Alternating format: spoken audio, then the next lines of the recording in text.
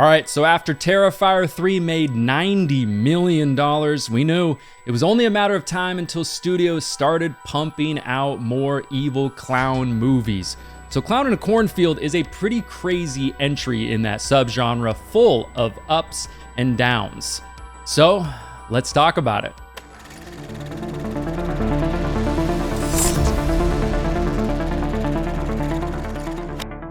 What is up, everyone? Welcome to Mad Blood. So Clown in a Cornfield is based off of a book from 2020, and this movie has some fun moments, some crazy gore, but also has some of those moments where I say to myself, why is that in this type of a movie? So yeah, a lot of ups and downs in this movie, which I'll get into more as this video goes along, of course. Real quick, guys, my apologies about the camera shake in this video. I didn't realize until after I filmed it that my tripod was doing some weird things. So yeah, sorry about that. So clowns in horror movies have haunted a lot of us for many, many years. I mean, I remember the movie that scared me the most as a kid was when I somehow stumbled upon the It miniseries in the 90s. I mean, Tim Curry as Pennywise? I mean, come on, some horrifying shit. And most recently, the most famous clown right now in horror definitely is Art the Clown from the Terrifier franchise, which has some tiny similarities with the clown in this one, but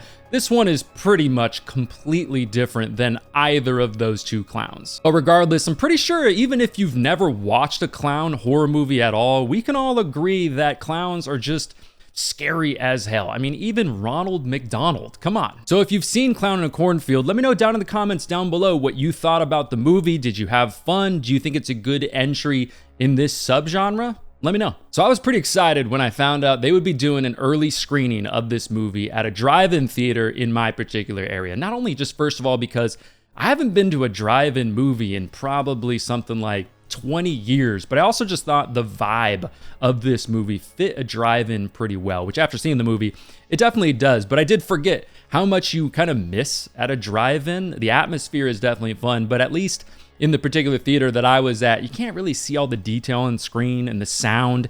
You kind of miss a little bit there. So in this movie, like we've seen a million times, we're following this family who recently had a family tragedy. So now they're moving to a new town just kind of for a fresh start. They're moving from this big East Coast city to like the little old Kettle Springs, Missouri. And early on, I enjoyed how this movie kind of made me curious why everyone in this town is acting so weird, especially towards the teenagers in this movie. The teachers are just kind of treating them like shit, putting them in detention every time they basically breathe in this movie, it seems like. The sheriff has clearly got something against them as well. So I'm thinking, okay, I'm curious what's going on there. I want to stick around to find out. I do, though, think the main character in this movie, Katie Douglas, who was playing Quinn in this movie, was good. I'd love to see her in some more stuff. I think she will do some cool stuff in the future, so definitely looking forward to that. I also recognize right away Kevin Durant in this movie, and especially Will Sasso playing the sheriff in this one. If you're a millennial like me, and you grew up on Mad TV in the 90s like I did, you will recognize that face right away. But overall, the cast in this movie I thought was fine. Not bad. I did think it's a better cast, though, than that movie Until Dawn we saw just recently. But overall, yeah, decent cast. Nothing great, but definitely gets the job done in a movie like this. I did, though, think it was very predictable, though, about halfway through the movie, what the characters' arcs were going to be for some of these characters. Just how they were going to be a part of this story. I just didn't think that was hidden all that much, all that well, and I thought it was very obvious. There's also some plot armor with some of the key characters in this movie, so just kind of keep that in mind. And yeah, as you could probably predict, there is also kind of this tragic story to this town. It shares some similarities with Derry from the It franchise. Not to spoil anything, but there's a trend with some of the tragedies that happens in this town, and it happens for a very specific reason. But so recently, this town, Kettle Springs, has suffered kind of this financial tragedy across the town ever since the Bay Pen corn syrup factory closed. There was this fire, just kind of this dark mystery behind what happened with that, you can tell, which has also caused kind of this huge rift in the town between some of the demographics, especially just of the people. But And yeah, that's a backstory we've seen a million times, but me personally, I like it. I've always felt like these small towns, a lot of them have kind of a dark history sometimes, which is interesting to me. Sometimes there's these cover-ups, you can kind of uncover conspiracies, whatever. But yeah, it's just something that I kind of have always eaten up. It also kind of reminds me a little bit of that Goosebumps book or episode called Welcome to Dead House. Just how after the factory in that story, kind of went to shit, the entire town also went to shit. And then to modernize this type of a story, they add this element of where this group of teenagers that we're mainly following are obsessed with their YouTube channel. They're always trying to get more views. They're always filming themselves, kind of scaring people, making horror short films and stuff like that, which is definitely pissing off the old timers in town. It's just kind of that story of where all these generations love to say, this new generation, man, they're screwed. They don't like to work anymore. They weren't like us. They didn't pull up their bootstraps like us, which I feel like also every generation ever has always said that about the next generation. Now, my take though, as far as the story and just how the movie flows along, I feel like they spend way too much time just on that stuff in the first half of the movie. I feel like after you finish the movie, you clearly get the sense of what type of a slasher movie this is. So it makes the first half of this movie feel kind of weird that it's basically this teen drama that doesn't really do anything unique or interesting to me. Like, oh, cool, someone likes someone. Oh, dad's now pissed about the new boyfriend. Kids are getting into detention. It's just kind of nothing unique or interesting. It's like, I get it. They're trying to build the character's backstory and kind of lay that foundation. But come on, give us a little bit more of what we came here for, which is a clown in a cornfield, not high school kids algebra. I do though like that moment reminding you the huge gap between these different generations. There's a moment when the teenagers are trying to call the police, shit is going down, it's just all kinds of madness, and the only thing that they have is a rotary phone in front of them, and they're just screaming like, how the fuck do I use this thing? I don't know, I just thought that moment was pretty funny. But I will say, with that said, the second half of this movie definitely has some fun moments. Now, if you're looking for kind of the elevated horror experience, or if you're looking for some really deep themes here that they're gonna explore, in my opinion, this ain't it. I mean, they do try to make it about this lower class thing. They're being pushed around or kind of going through hard times, but I don't really think it hits me that well like that.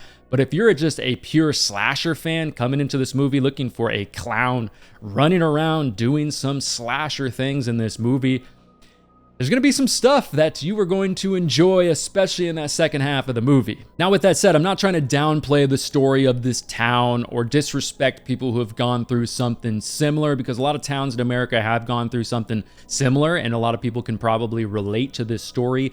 By the way, Missouri, a beautiful state. I mean, I've driven through Missouri a couple times, very underrated state, but I'm not trying to downplay that angle of the story and all of that. But what I'm trying to say is there is a deep theme here, and I know at moments they are trying to go for that, this kind of forgotten blue-collar town. We've seen that especially in politics today. But in the end, it's just all covered up by kind of a silly, bloody slasher movie, which is fine. But I'm just saying, they kind of go for some deep themes, but I just don't really think it works for me. And what's kind of funny too is I feel like if you have a teenager that you're starting to catch sneak out of the house a lot, and you're just kind of wondering yourself like, damn it, how the hell am I gonna stop this from happening? You could just toss on this movie. That kind of might make them a little bit nervous about the next time they're thinking about sneaking out of the house. So the clown in this movie is Friendo the Clown, kind of the mascot of this town, because it's the mascot of that corn syrup factory that I mentioned that was basically the business in this town that kept a lot of the food on the table for basically everyone or a lot of the people in this town. And yes, we do get some fun clown carnage in this movie. There's also some really fun kind of Texas Chainsaw style chainsaw scenes at night in the cornfield, which I thought were cool. There's also a bench press kill in this movie that was pretty fun. Might have been inspired by that kill in A Nightmare on Elm Street 4 a little bit. There's also a pitchfork kill in this movie too, which is pretty fun. Kind of reminds me a little bit of some of the kills in Halloween 5 when Myers is using some of those farm tools and stuff like that, which I personally dug.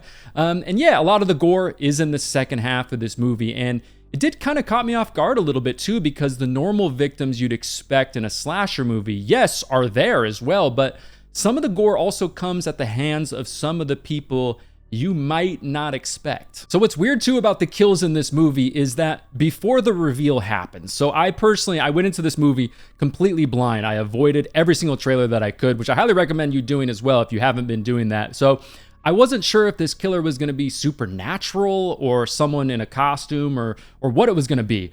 And I'm not even sure after watching the movie if the clown even knew that in the movie. Just the decisions that the killer makes. I was kind of sitting in my chair like, wait, are you sure you want to do that? Like, what the hell? And really though, in the end, I thought the ending was pretty fun. It showed me that they knew what type of a movie this was, and they kind of leaned into that definitely at the end. They also tied in kind of a little heartwarming moment there at the end to kind of make you feel, I guess, good after all of the, blood, guts, and gore. But yeah, so all in all, I do think this movie should have given us a little bit more grittiness and more violence early in the movie. I mean, the first half of this movie had me definitely worried about the rest of the movie. I was just kind of thinking to myself, with a title like Clown in a Cornfield, what the hell are we doing here? Like, let's get to what we came here for. Let's get to some people screaming in their seats.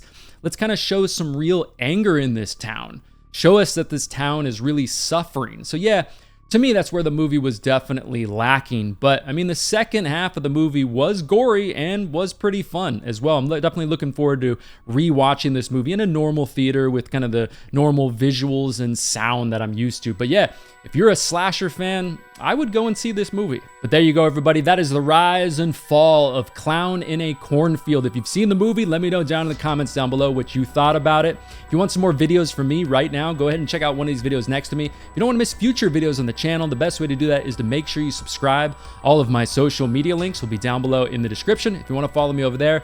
But thanks so much for watching, everybody. My name is Matt, and I will talk to you in the next one.